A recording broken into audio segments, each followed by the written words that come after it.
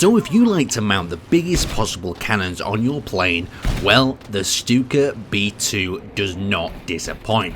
This thing is packing some serious firepower. The only issue is getting your Stuka to this level. So jumping into the menu of the Stuka B2, we can see the specializations. We've got smoke, we have armored fuselage, we've got 50 bombs on this side, and we also have the ability to remove the Jericho trumpets. That's really important if you want to go down the tank hunter route. If you plan on taking out any A guns, anything else, these Jericho speakers will give you away. Then next up we also have the AT mines, perfect for dropping at the beginning of the bridge on twisted steel, stopping the enemy from getting any tanks on the bridge itself. And then you've got the bad boys themselves, the 37mm bonker cannons. Bon cannonade? I don't know how to pronounce that thing, but you get the idea. It is quite a dangerous, quite a big gun, but only if used in the right hands. So you want to become some sort of Stuka ace, don't you? You want to strike fear into the enemy team, have them panicking on every strafing run. Yes, this thing will cut through planes like butter, it will damage armor, and squads of infantry will run in fear on sight of you.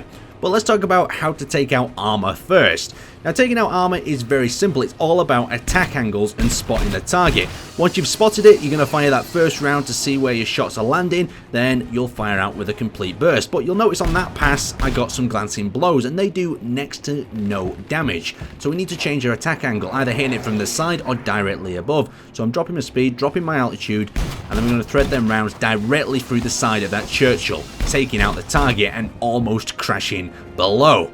Now, yes, it can take out fighters, but the bit I really wanted to highlight with this little clip here is just how sturdy the actual Stuka is. It only damaged my wing, a plane colliding with me, and in a lot of cases you'll notice this, the Stuka will fend much of the damage off, especially if you've got it upgraded correctly. The only other issue is finding the target. You're going to need your infantry on the ground, you're going to need to spot tracers, you need to take some altitude in some cases just to have a look down at the battlefield, survey it, work out where them contacts are, and then engage. So I broke this down into 3 simple rules for you when you're using the Stuka. Number 1 is about airspace. What is going on in that airspace? Is there enemy fighters, enemy planes that you're going to have to deal with, or is there a static AA around a certain point?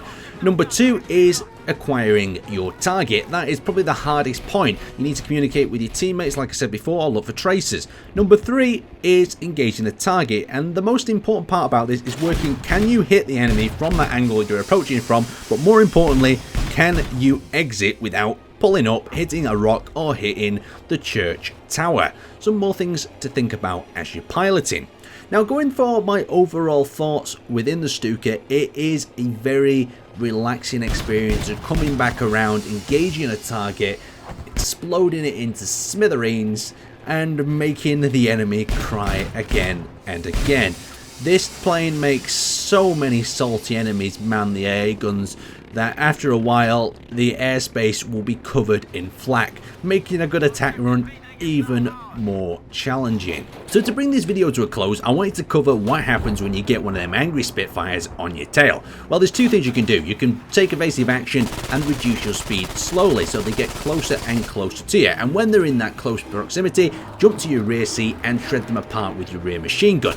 Now, in a lot of cases they'll bank off. Then you can follow behind them and take them out with your big guns. Or alternatively, you can attempt to lead them out of the player area, and then it's a bit of chicken to see if they'll still follow you. Most players will turn straight back around and you can get back on the tail and eliminate them quickly as well. Anyway, I'd like to thank you guys for watching. Make sure you hit a like, and if you want some more Battlefield commentary or content,